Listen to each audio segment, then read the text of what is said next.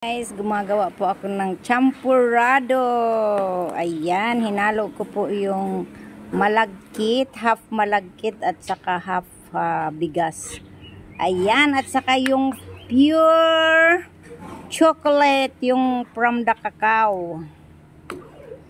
Ang nilagay kong pang champurrado, pure cocoa po, galing po sa farm namin sa province ng Masbate.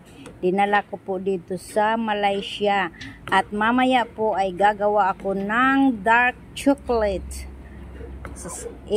Aano ko po sa inyo mamaya yung aking dark chocolate. Ayan, yummy. Masarap ito kainin pag ang tawag dyan?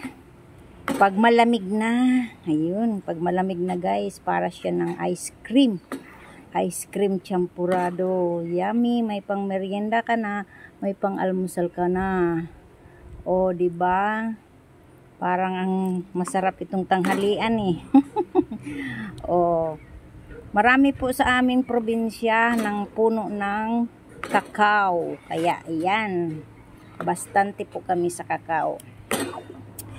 Dark chocolate, so yummy, may champurrado, may sampurrado, may champurrado, yummy, yummy, yummy, yummy, yummy.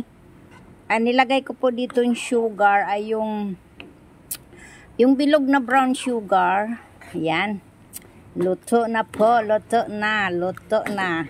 Bye, thank you so much guys. I love you all. Bye bye. Please subscribe my channel, Susana Bartolata Mix Vlog. Ayun. Yummy!